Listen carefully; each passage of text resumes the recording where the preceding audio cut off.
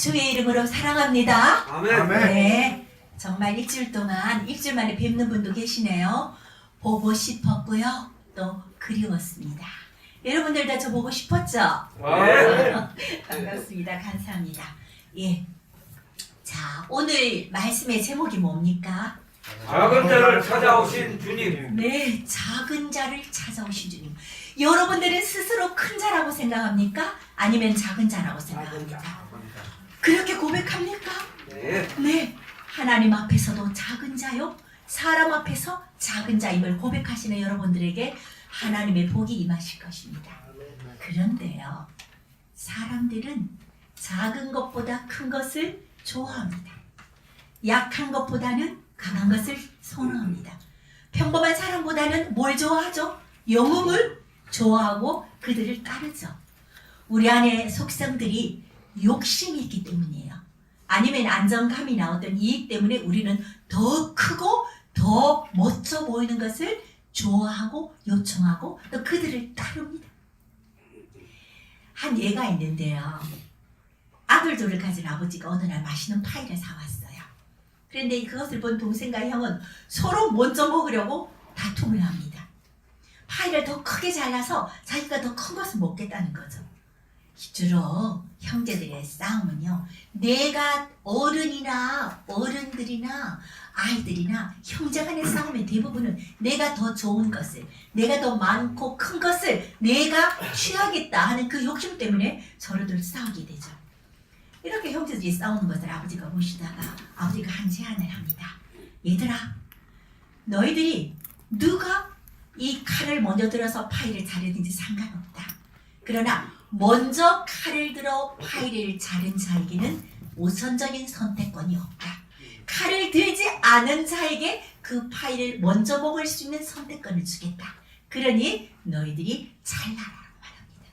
그래서 한 형제는 그 파이를 자를 때 아버지 말씀 듣기 전에 어떻게 하면 내가 조금 더 많은 것을 먹을 수 있을까 하고 파이를 자르려고 마음먹었지만 아버지의 말씀을 듣고 선택권이 칼든 자에게 없다라는 아버지의 말씀을 듣고 그 파이를 똑같이 차이 없이 잘라서 둘이 똑같이 나눠 먹었다는 이야기가 있습니다. 우리의 마음이 그렇잖아요. 이 형제뿐만 아니라 우리도 그렇잖아요. 밥상에 맛있는 반찬이 있어도 서로 맛있는 걸 먼저 많이 먹겠다고 마음먹는 게 우리들의 모습이지 않습니까? 그래, 우리는 조금 더 큰 거, 조금 더 많은 것에 대해서 관심을 집중합니다. 과거나 지금이나 마찬가지로 시대는 작은 사람을 선호하는 게 아니라 영웅을 선호합니다. 좀 더 나보다 잘난 사람, 좀 더 많이 가진 자들의 뒤를 따르기를 원하는 것이 인간의 본성입니다. 좀 더 늠름하고 좀 더 능력이 있고 좀 더 용기가 있는 사람을 예찬하면서 따르려고 합니다. 그러면 우리가 오늘 보려고 하는 성경 속에서도 영웅들의 이야기로 가득 찬 듯합니다. 성경에서는 이 영웅들의 얘기를 어떻게 제시해주고 있는지 우리 한번 오늘 몇 사람을, 몇 분의 선지자를 예를 들어 우리가 한번 살펴보겠습니다. 자, 구약에서 믿음의 아버지라 그러면 누구죠? 아브라함. 오케이, 아브라함이죠. 자, 이 아브라함의 믿음의 영웅이었습니다.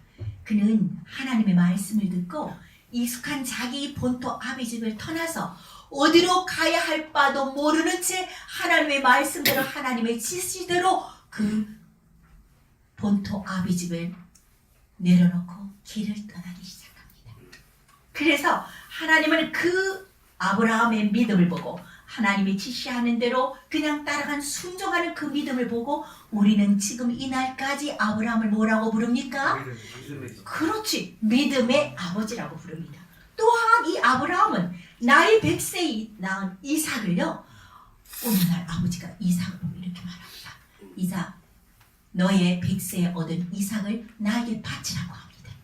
그 말씀을 듣고 아브라함은 고민했을까요? 안 했을까요? 성경이 그렇지, 어떤 불평도 어떤 저항도 없이 그냥 이삭을 산으로 데리고 올라가서 하나님 앞에 바쳐드립니다. 자, 이때 아브라함의 마음은 어땠을까?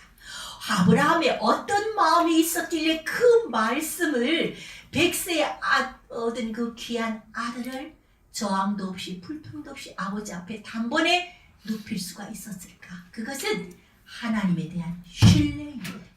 바로 하나님에 대한 신뢰가 하나님의 그러한 하나님 앞에 순종하는 믿음으로 이끌고 간 것입니다. 그게 뭐냐? 하나님은 마침내 선하다는 겁니다. 하나님께서 나에게 무엇을 용서하시든, 자, 무엇을 요구하시든 그것이 나에게 이해가 되든 이해가 되지 않든 하나님은 나에게 마침내 선하신 분이라는 것을 믿고 신뢰했기 때문입니다. 그리고 하나님에 대한 충성과 헌신이 있었기 때문에 그러한 믿음의 조상이 될 수 있었을 것입니다. 그래서 우리는 아브라함을 보고 뭐라고 그러냐 하면 믿음의 영웅, 신앙의 영웅이라고 합니다. 자, 우리가 또 한 사람 볼까요? 여러분들이 잘 아는 요셉인데요. 이 요셉은 기독 청년들이 많이 요셉과 같은 삶을 살고자 그렇게 이렇게 열망하는 게 우리 요셉인데요. 자, 요셉은 또 어땠습니까? 집과 부모를 떠나서 타향에서 종살이를 했어요. 형들이 요셉은 형들의 시기와 질투에 의해서 타향에서 종살이를 했어요. 그 종살이를 하던 집에 보디발 장군의 집이었는데요. 그 보디발 장군의 아내의 유혹을 떨쳐버리고 일어서다가 또 감옥에서 감옥살이를 합니다. 그의 인생은 정말로 비참하고 낮은 자리였습니다.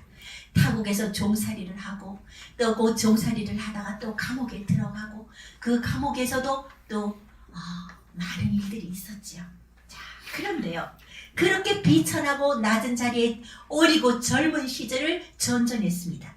그런데 이 요셉은요, 참 놀라운 점은 뭐냐면 그렇게 억울하고 그렇게 힘든 상황에서도 어떠한 일이 있어도 하나님에 대한 신뢰를 저버리지 않았습니다. 하나님의 자기에게 약속한 그 꿈을 그는 상황을 바라보지 않고 하나님이 자기에게 주신 그 약속을 끝까지 붙들었다는 겁니다. 하나님을 신뢰했다는 거죠.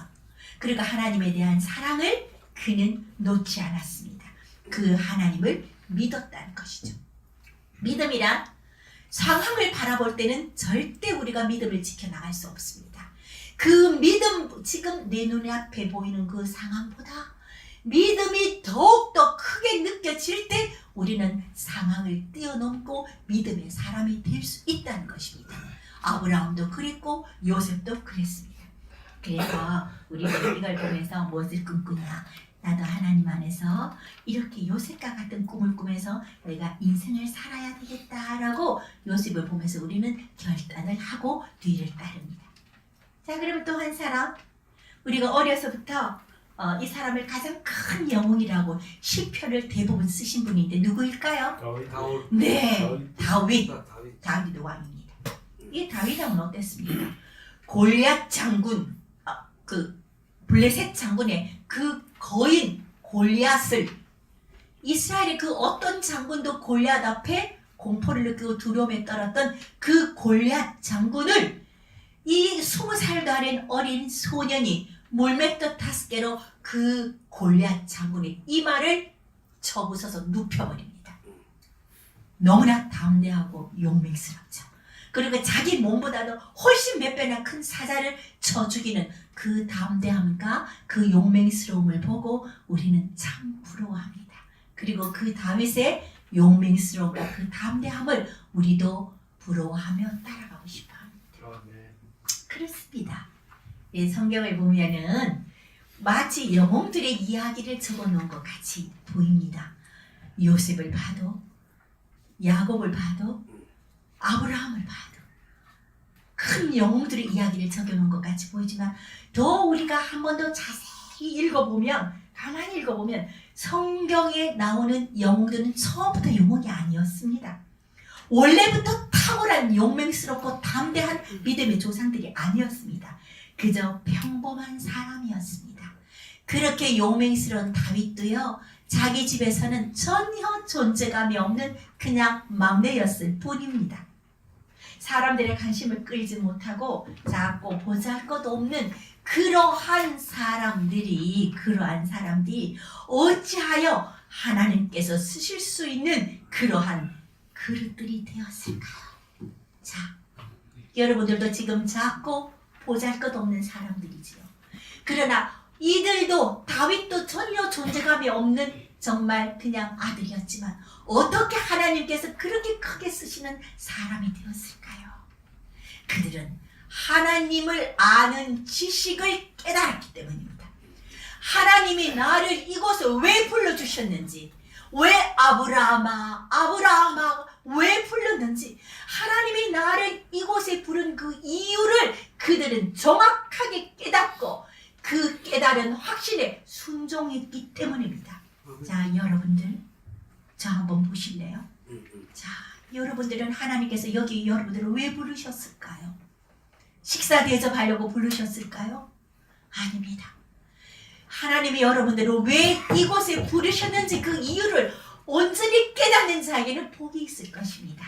자, 여기 와서 그냥 뒤에 앉아서 예배를 그냥 구경하고 그냥 식사 대접을 받고 그냥 이것 아무리 반복해도 10년을 반복해도 여러분들의 인생은 절대 변하지 않을 것입니다. 여러분들, 하나님께서 왜 여러분들을 이곳에 부르셨는지, 여러분들의 그 삶의 자리에서 일으키고자 열망하시는 그 하나님의 그 뜻과 그 마음을 여러분들이 깨달을 때, 그 음성을 들을 때 여러분들의 삶은 변한다는 것입니다.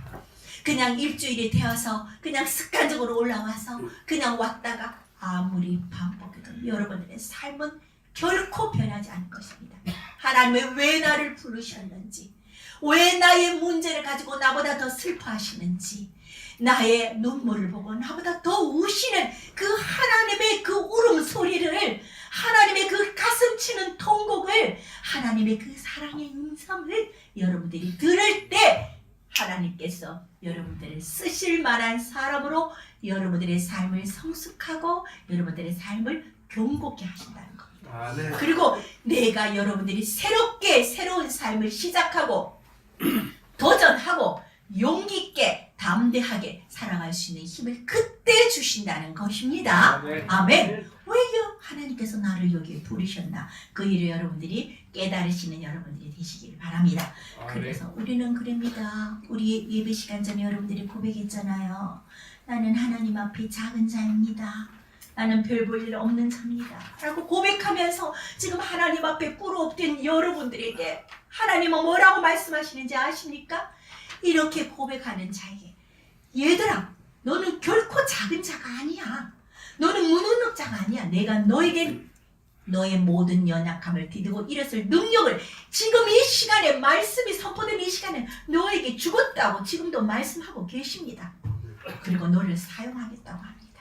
왜냐하면 지금 우리의 성경에서 나오는 그 영웅들도요, 다 처음에는 남의 눈에 띄지 않는 보잘것없는 지극히 작은 자들이었기 때문입니다. 여러분들은 쓰레기가 아니에요. 여러분들 술 먹으면 제일 많이 하는 소리가 뭡니까? 나는 쓰레기입니다. 전 여사님 포기하있어. 이런 말씀하시잖아요. 술 한 잔만 먹으면 그러잖아요. 여러분은 쓰레기가 아니고 원광석입니다. 여러분들 속에 있는 그 보석같이 아름답고 빛나는 것이 여러분들의 죄에 묶여서, 죄에 파묻혀서, 거짓 자아에 눌려서 전 진정한 여러분들의 모습이 지금 숨을 쉬지 못하고 눌려있을 뿐이지, 여러분들은 원광석입니다. 여러분이 절단기에 여러분들의 하나님 앞에 나오면 여러분들의 원광석이 절단기에 넣어서 잘게 부수어지듯이 여러분들의 연약함과 두려움과 열등감과 시기와 질투와 하나님 앞에 나아가고자 하는데 방해가 되는 모든 장애물들을 절단기에 여러분들이 다 들어가서 다 말씀 안에서 절단되고 끊어지고 연마판에 넣어서 여러분들의 이품이 부드럽고 겸손하고 온유한 사람으로 여러분들이 새로 태어날 수 있도록 하나님은 여러분들을 빚어나가신다는 겁니다. 아멘. 아멘. 여러분들은 하나님 앞에 맡기십시오. 여러분들의 인생은 여러분들이 책임질 수 없다는 것은 누구보다도 지금 잘 알고 계시지 않습니까? 그래서 지금 이 모습으로 지금 여기 앉아있는 것 아닙니까? 여러분들의 인생을 우리는 책임질 능력 자체가 없습니다. 원래 존재가 우리는 쓰러진 자요, 죽은 자입니다. 하나님 앞에 우리 인생을 맡기세요.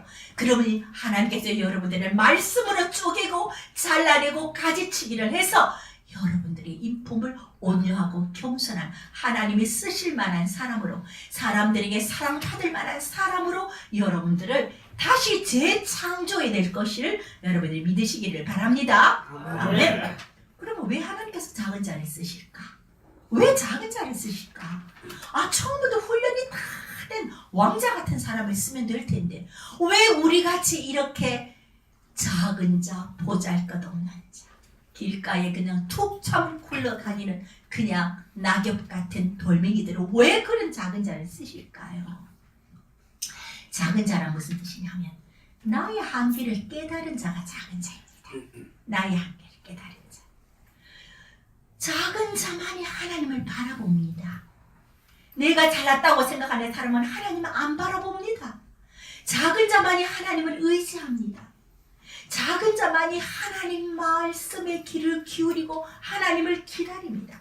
하나님의 은혜를 사모합니다. 자신의 한계적인 능력이 아니라 나는 이제 하나님의 능력으로 살기를 원합니다 하고 작은 자만이 그런 작정을 하고 하나님 앞에 무릎을 꿇기 때문입니다. 300명의 군사로 수백 명의 미디안 그 군사들을 무찌른 그 기드온을 하나님께서 어느 날 불렀어요. 부를 때 어떻게 불렀느냐 하면은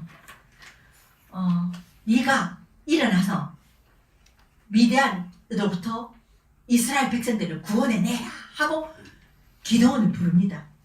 그때 기드온은 뭐라고 하는지 압니까? 오 주여, 내가 무엇으로 이스라엘을 구원하리이까? 나의 집은 문하대 지파 중에서도 극히 약하고 또 그 중에서도 내 아버지 집에서도 나는 가장 작은 자입니다 라고 이야기합니다. 기드온이 이 말할 때 이유가 있어요. 뭔지 압니까? 기드온은 밀타작을 하는데 밀타작을 마당에서 안 했어요. 미디안 군사들이 겁이 나가지고 포도즙 틀 안에 숨어서 밀타작을 한 소극적이고 내성적인 겁쟁이였어요. 그런데 하나님께서 이 미디안을 부를 때 뭐라고 불렀느냐 하면은 용사여 라고 불렀어요. 여러분들 뭐 용사라고 불렀다니까요. 연약하고 겁쟁이고 비열하고 그냥 이런 여러분들을 보고 저를 보고 용사여 내가 너를 쓰겠다. 그러니까 나의 능력을 믿고 나가라고 말합니다. 여러분들 이걸 저와 여러분들의 하나님의 부르는 음성으로 듣기를 바랍니다. 우리는 미련합니다. 하나님이 얘들아 내가 너에게 힘을 줄게. 내가 너를 사랑한단다. 너는 미약하지만 나의 이름으로 너가 꿈을 꾸고 희망을 가지고 소망을 가지고 앞을 나가라. 이렇게 끊임없이 거듭 말씀하시는데도 우리는 고개를 푹 숙이고 듣지 못합니다. 마음을 닫고 그 하나님의 뜻을 우리가 깨닫지를 못합니다. 우리는 그렇게 미련하고 약한 사람들입니다. 그러나 여러분들 이제부터는 예수 그리스도의 권세로 이 세상과의 여러분들의 연약함을 싸워 이기고 나가는 여러분들이 되시기를 간절히 소원합니다. 아멘. 아멘. 하나님께서는요 세상에 미련한 것들을 택하여서 우리 미련하잖아. 세상에 미련한 것들을 택하여서 지혜로운 사람들을 부끄럽게 한다고 했습니다. 세상에 약한 것들을 택하사 우리 약하잖아요. 세상에 약한 것들을 택하사 강한 것들을 부끄럽게 하신다고 고린도전서 1장에 나와 있습니다. 여러분들 그게 우리의 모습입니다. 그런데 하나님은 그 약한 자들을 향해 오셨다는 것을 우리 같은 사람들을 위해서 죽으셨다는 사실을 우리 같은 사람들에게 마음이 있다는 사실을 하나님의 모든 눈은 우리 같은 사람들에게 꽂혀 있다는 사실을 여러분들이 잊지 마시길 바랍니다. 우리는 예수 그리스도를 믿을 때 이렇게 고백을 해야 합니다. 이렇게 고백을 할 수 있는 여러분들이 되시기를 바랍니다. 이렇게 하나님 저는 미련하고 부족한 사람입니다. 능력이 없고 부끄러운 죄인입니다. 감히 주님 앞에 나올 수 없습니다. 이런 고백을 하며 이 시간 지금 주님 앞에 나오는 여러분들이 되시기를 바랍니다. 아멘. 우리 이 시간 한번 아멘. 크게 따라해 봅니다. 하나님, 하나님, 하나님, 하나님, 저는 미련하고 부족한 사람입니다. 저는 미련하고 부족한 사람입니다. 능력이 없고 부끄러운 사람입니다. 능력이 없고 부끄러운 사람입니다. 감히 주님 앞에 설 수 없는 사람입니다. 감히 주님 앞에 설 수 없는 사람입니다. 이렇게 고백할 때 지금 주님은 여러분들에게 어떻게 말씀하시냐? 네가 왜 미련하네? 네가 왜 미련하다고 말하느냐? 아니야. 네가 왜 부족하냐? 네가 너에게 풍성한 것을 주겠다고 말씀하는데, 내 능력을 너에게 부어주겠다고 말씀하는데, 내 안에서 너는 무엇이든지 할 수 있다고 내가 너에게 지금 말하는데 왜 부족하다고 하느냐? 왜 스스로를 보고 쓰레기 같다고 말하느냐? 결코 아니다. 너는 보석이다라고 지금도 여러분들에게 이렇게 말씀하십니다. 네가 네 죄 때문에 죄책감에 지금 시달리고 있느냐? 과거의 어두움 때문에 지금도 내일에 대한 내 약속을 바라보지 못하고 있느냐? 지금 내가 너에게 능력을 부어주겠다. 내가 너를 사랑한다. 내가 너의 죄를 모두 용서하겠다라고 말씀하시는데 왜 고개 숙이고 있느냐? 왜 절망하고 있느냐? 왜 과거 때문에 내가 약속한 내일을 향해서 바라보지 못하고 있느냐? 하면서 하나님은 지금도 여러분들을 부르고 계신다는 사실을 여러분들이 잊지 마시기 바랍니다. 아멘. 그렇습니다. 하나님께서 이렇게 말씀하시면서 우리를 찾아오실 때 우리는 다시 회복하고 하나님의 인도하심으로 들어갈 수가 있습니다. 아멘. 그러면요, 예수께서 이 땅에 오신 이유가 무엇일까요?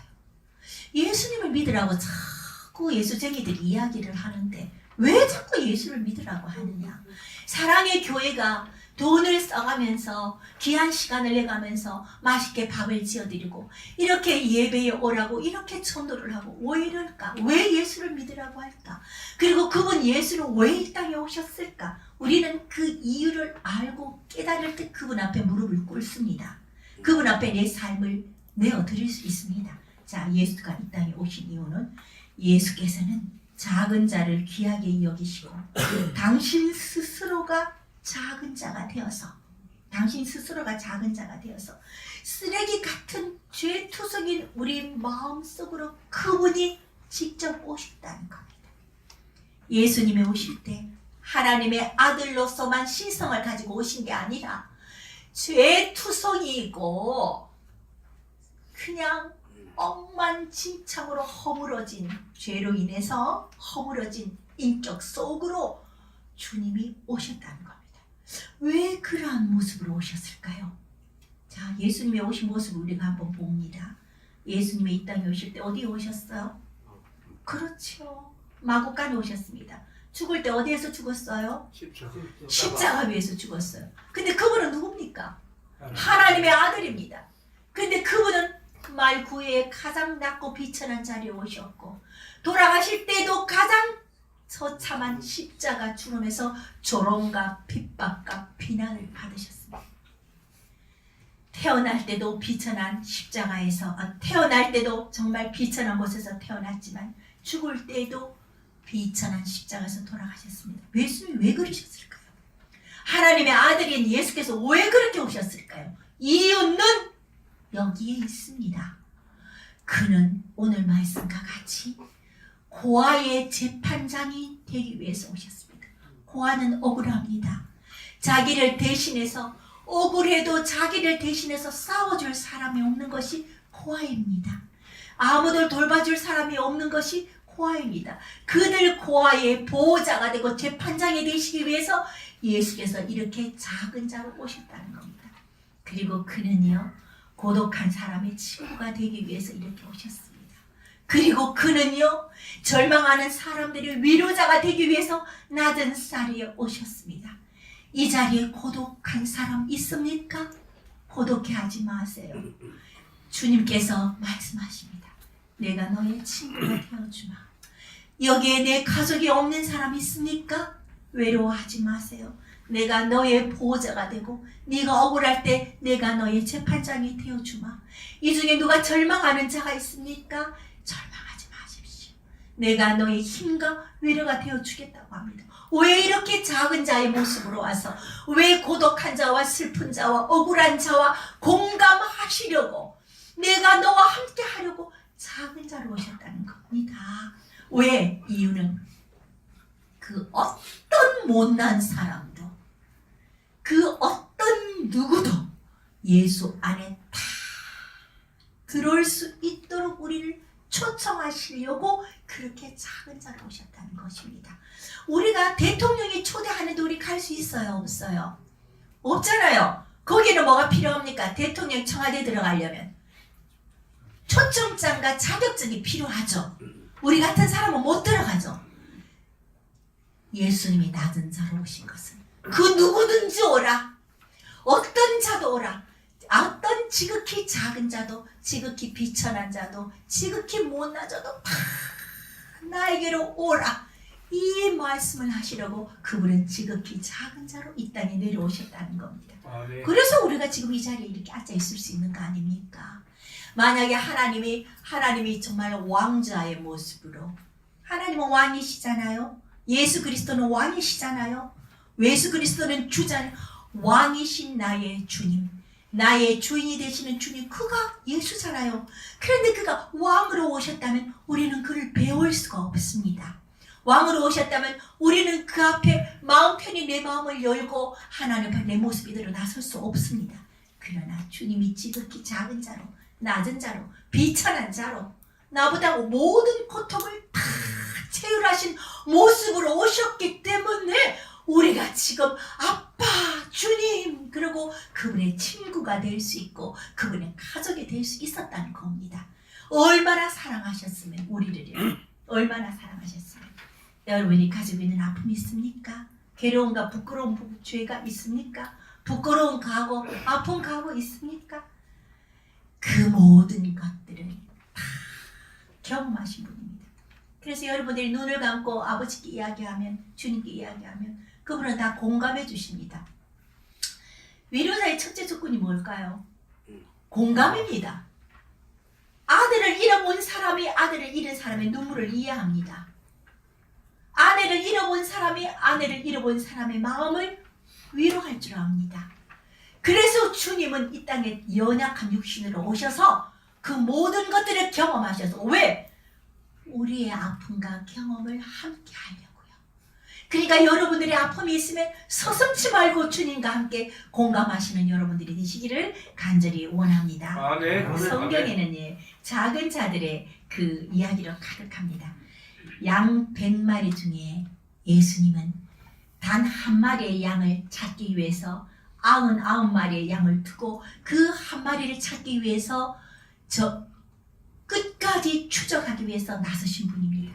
이게요, 수학 공식이나 기업 공식으로는 도무지 이해가 되지 않습니다. 한 마리의 양을 찾기 위해서 99마리의 양을 다 잃을 수도 있는데, 그 양이 다 없어질 수도 있는데, 그 한 마리 양을 찾을 때까지 찾아가신 분입니다. 예수님에게는 왜? 그 한 영혼이 너무나 소중했기 때문입니다. 우리가 지극히 작은 자로, 저 녀석은 포기하자라고 여기는 그 자, 지극히 작은 자, 내가 도와주지 않으면 도무지 일어설 수 없는 그 작은 자가 하나님에게는 결코 작은 자가 아니라는 겁니다. 아멘. 작은 자란 뜻이 무엇인지 압니까? 다시 한번 고개를 들어보세요. 저를 쳐다보시기 바랍니다. 지극히 작은 자란 무슨 뜻이냐면은 내가 그를 도와주지 아니하면 도무지 그 스스로는 일어설 수 없는 자, 그가 지극히 작은 자입니다. 하나님께서는 그 지극히 작은 자에게 관심이 있었고 그 자를 큰 자라고 이야기하기 때문입니다. 그래서 예수께서는 어떻게 하셨냐?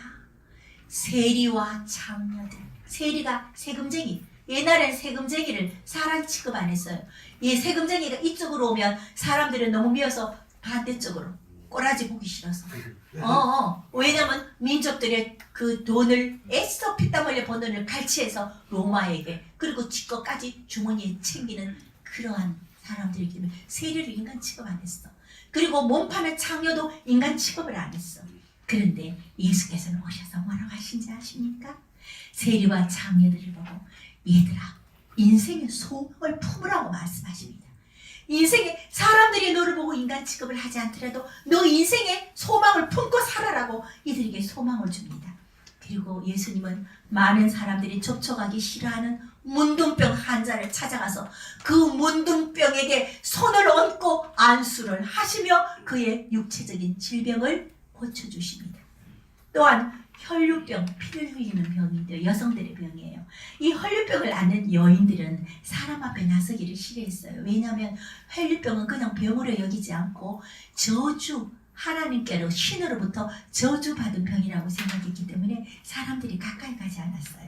이런 혈류병을 앓는 여인들이 사람들 앞에서 부끄러워서 나가지 못하고 예수가 온단다. 저 예수님은 문둥병을 고치고 저 예수님은 안전병을 일으키고 저 예수님은 죽은 자를 살리고 한 예수님이란다는 그 소문을 듣고 혈류병을 앓는 여인도 그 예수님을 찾아서 달려갔어요. 그런데 부끄러워서 예수님 앞에 사람들이 피하니까 부끄러워서 예수님 앞에 다가서지 못하고 예수님 뒤에서 겨우 예수님의 옷자락을 믿음으로 당겼어. 예수님의 옷자락만 잡아도 내 병이 나을 수 있을 거라는 그 믿음이 그 예수님의 옷자락을 뒤에서 살짝 잡았어요. 근데 예수님은 어떻게 반응했을까? 아예 그 여인 쪽으로 몸을 돌려서 그 여인에게 손을 얹고 그 여인의 마음의 상처와 얼마나 왕따 당하고 서러움을 많이 받았을까요? 그 혈류병 때문에. 그죠? 근데 그 여인의 마음의 상처에 손을 얹어주고 육체의 질병을 고쳐줬다는 겁니다. 여러분에게는 혈류병이 없습니까? 여러분 속에도 혈류병이 있지 않습니까? 저에게도 있습니다. 그럴 때 어떻게 하냐면 믿음으로 예수님의 옷자락을 잡으시기 바랍니다. 예수님을 만나야 여러분의 인생 안에 혈류병을 여러분들이 넘어갈 수 있다는 것입니다. 어떤 이는 중독일 거고 어떤 이는 죄책감일 거고 어떤 이는 외로움일 거고 여러분들의 혈류병은 다 무엇입니까? 질병일 수도 있고 여러분들의 혈류병 그것 이 여인과 같이 예수님의 옷자락을 잡을 때 믿음으로 예수님의 옷자락을 잡을 때 여러분들의 삶의 피가 흐르는 그 혈류병으로부터 여러분들은 노임받을 수 있고 자유해질 수 있다는 것입니다. 아멘. 아멘. 아멘. 마음을 열고 주님을 바라보시기 바랍니다.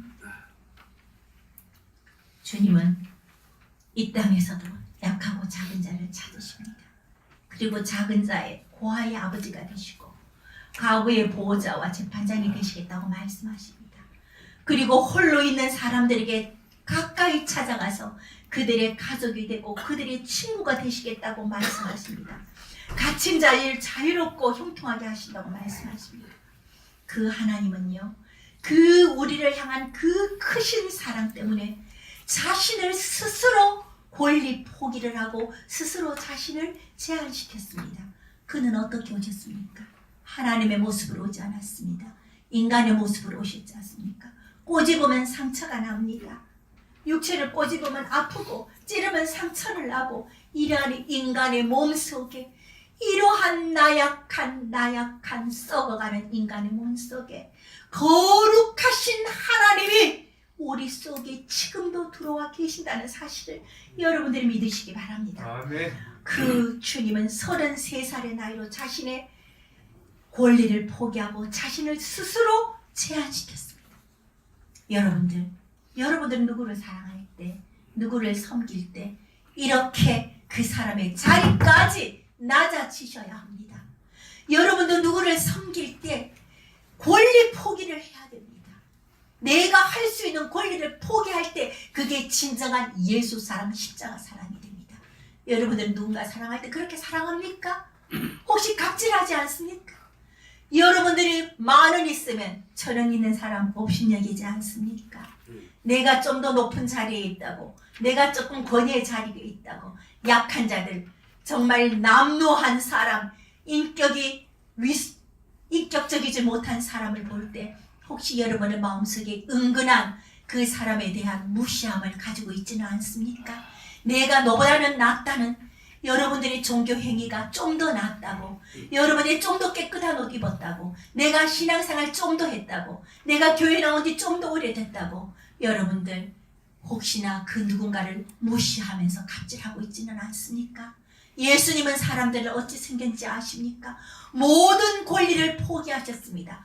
왕이신 그가 우리와 같은 쓰레기 같은 몸속에 들어오셔서 자처에서 지극히 낮은 자가 되어서 고독한 자, 가족이 없는 자들의 가족이 되고 외로워하는 자들의 친구가 되셨습니다.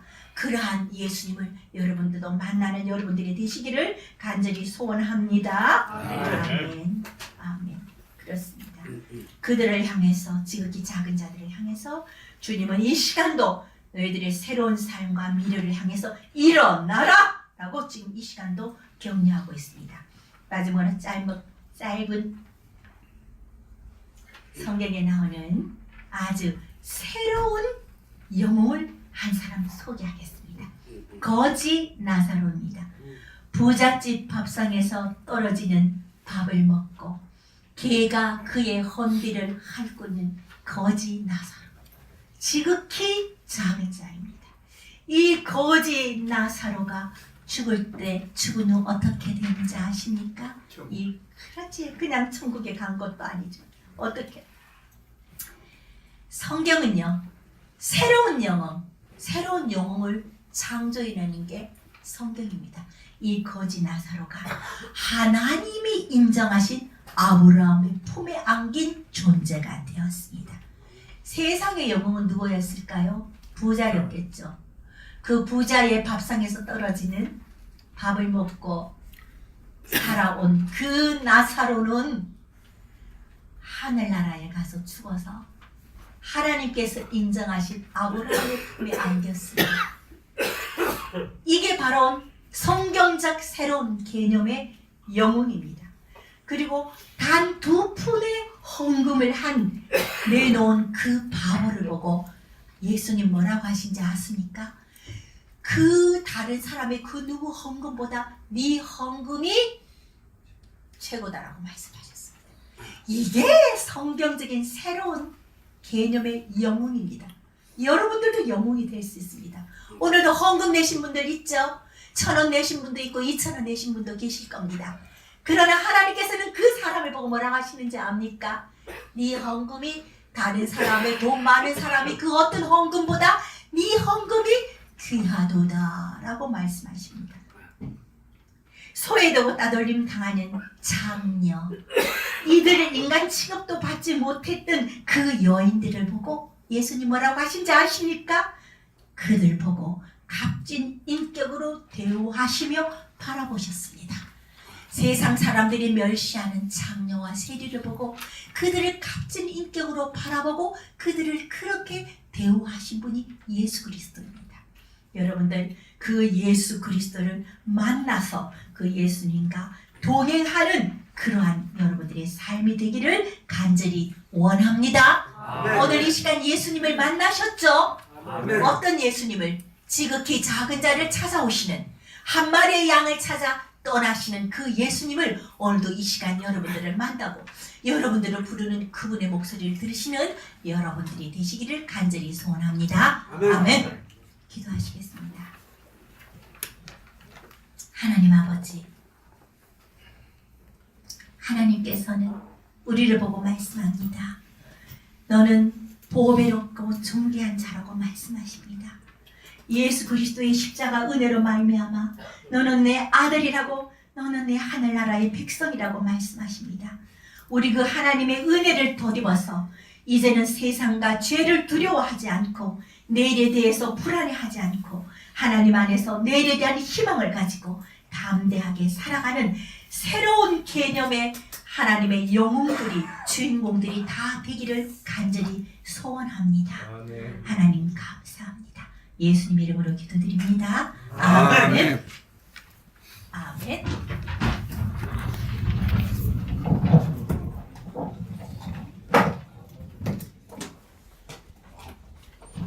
네.